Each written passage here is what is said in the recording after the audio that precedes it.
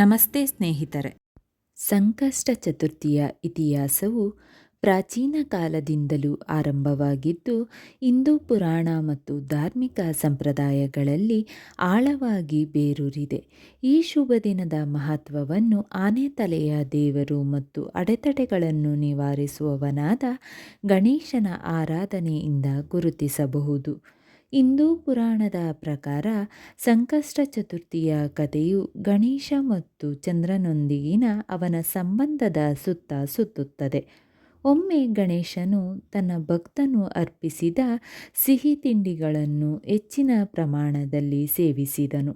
ಇದರಿಂದಾಗಿ ಅವನ ಹೊಟ್ಟೆ ತುಂಬಿತು ಎಂದು ನಂಬಲಾಗಿದೆ. ತನ್ನ ಇಲಿ ವಾಹನದಲ್ಲಿ ಮನೆಗೆ ಹಿಂತಿರುಗುವಾಗ ಗಣೇಶನು ಎಡವಿ ಬಿದ್ದು ಹೊಟ್ಟೆ ಒಡೆದು ಹೋಯಿತು.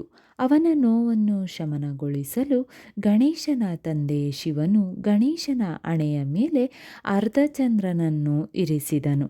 ಅದು ಅವನಿಗೆ ಪರಿಹಾರವನ್ನು ನೀಡಿತು ಮತ್ತು ಅವನಿಗೆ ಸಂಕಟಹರ ಎಂಬ ಹೆಸರನ್ನು ಗಳಿಸಿದನು, ಅಂದರೆ ಅಡೆತಡೆಗಳನ್ನು ನಿವಾರಿಸುವವನು. ಸಂಕಷ್ಟ ಚತುರ್ಥಿಗೆ ಸಂಬಂಧಿಸಿದ ಮತ್ತೊಂದು ದಂತಕಥೆಯೆಂದರೆ, ರಾಕ್ಷಸ ರಾಜ ಗಜಮುಖಾಸುರ ಅವನು ಶಿವನನ್ನು ಬಹಳ ಭಕ್ತಿಯಿಂದ ಪೂಜಿಸುತ್ತಿದ್ದನು. ಅವನ ತಪಸ್ಸಿಗೆ ಮೆಚ್ಚಿದ ಶಿವನು ಅವನಿಗೆ ಅಜೇಯನಾಗುವ ವರವನ್ನು ನೀಡಿದನು. ಆದಾಗ್ಯೂ ಗಜಮುಖಾಸುರನು ಶೀಘ್ರದಲ್ಲೇ ದುರಹಂಕಾರಿಯಾದನು ಮತ್ತು ದೇವರುಗಳು ಮತ್ತು ಋಷಿಗಳನ್ನು ಹಿಂಸಿಸಲು ಪ್ರಾರಂಭಿಸಿದನು. ಅವನ ದಬ್ಬಾಳಿಕೆಯನ್ನು ನಿಲ್ಲಿಸಲು ಗಣೇಶನು ರಾಕ್ಷಸನೊಂದಿಗೆ ಭೀಕರ ಯುದ್ಧವನ್ನು ಮಾಡಿದನು ಮತ್ತು ಅಂತಿಮವಾಗಿ ಸಂಕಷ್ಟ ಚತುರ್ಥಿಯ ಶುಭ ದಿನದಂದು ಅವನನ್ನು ಸೋಲಿಸಿದನು. ಈ ಗೆಲುವು ಕೆಟ್ಟದರ ಮೇಲೆ ಒಳ್ಳೆಯದರ ವಿಜಯವನ್ನು ಸಂಕೇತಿಸುತ್ತದೆ ಮತ್ತು ಜೀವನದಲ್ಲಿ ಅಡೆತಡೆಗಳು ಮತ್ತು ಸವಾಲುಗಳನ್ನು ನಿವಾರಿಸಲು ದೈವಿಕ ಹಸ್ತಕ್ಷೇಪವನ್ನು ಹುಡುಕುವ ಮಹತ್ವವನ್ನು ಒತ್ತಿ ಹೇಳುತ್ತದೆ. ಶತಮಾನಗಳಿಂದಲೂ ಸಂಕಷ್ಟ ಚತುರ್ಥಿಯು ಪ್ರಪಂಚಾದ್ಯಂತ ಲಕ್ಷಾಂತರ ಭಕ್ತರು ಆಚರಿಸುವ ಪವಿತ್ರ ಆಚರಣೆಯಾಗಿ ವಿಕಸನಗೊಂಡಿದೆ.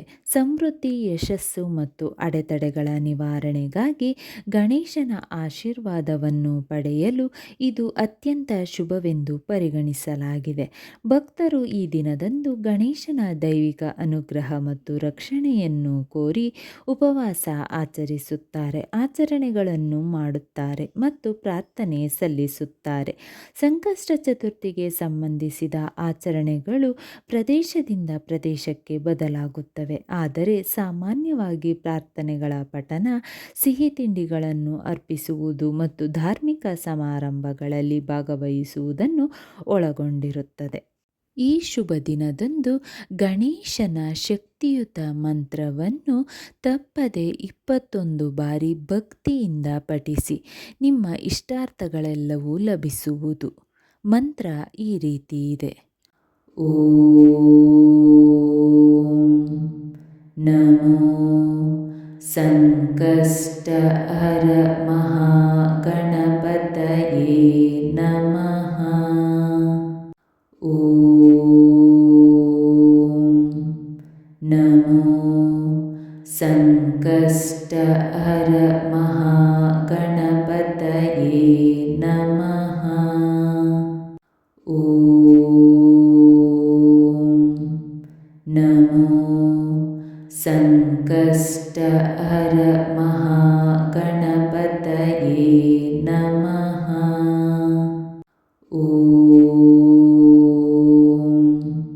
ನಮೋ ಸಂಕಷ್ಟಹರ ಮಹಾಗಣಪತಯೇ ನಮಃ. ಓಂ ನಮೋ ಸಂಕಷ್ಟಹರ ಮಹಾಗಣಪತಯೇ ನಮಃ. ಓಂ ನಮೋ ಸಂಕಷ್ಟಹರ ಮಹಾಗಣಪತಯೇ ನಮಃ. ಓಂ ನಮೋ ಸಂಕಷ್ಟಹರ ಮಹಾಗಣಪತಯೇ ನಮಃ. ಓಂ ನಮೋ ಸಂಕಷ್ಟಹರ ಮಹಾಗಣಪತಯೇ ನಮಃ. ಓಂ ನಮೋ ಸಂಕಷ್ಟಹರ ಮಹಾಗಣಪತಯೇ ನಮಃ. ಓಂ ನಮೋ ಸಂಕಷ್ಟಹರ ಮಹಾಗಣಪತಯೇ ನಮಃ. ಓಂ ನಮೋ ಸಂಕಷ್ಟಹರ ಮಹಾಗಣಪತಯೇ ನಮಃ. ಓಂ ನಮೋ ಸಂಕಷ್ಟಹರ ಮಹಾಗಣಪತಯೇ ನಮಃ. ಓಂ ನಮೋ ಸಂಕಷ್ಟಹರ ಮಹಾಗಣಪತಯೇ ನಮಃ. ಓಂ ನಮೋ ಸಂಕಷ್ಟಹರ ಮಹಾಗಣಪತಯೇ ನಮಃ. ಓಂ ನಮೋ ಸಂಕಷ್ಟಹರ ಮಹಾಗಣಪತಯೇ ನಮಃ. ಓಂ ನಮೋ ಸಂಕಷ್ಟಹರ ಮಹಾಗಣಪತಯೇ ನಮಃ. ಓಂ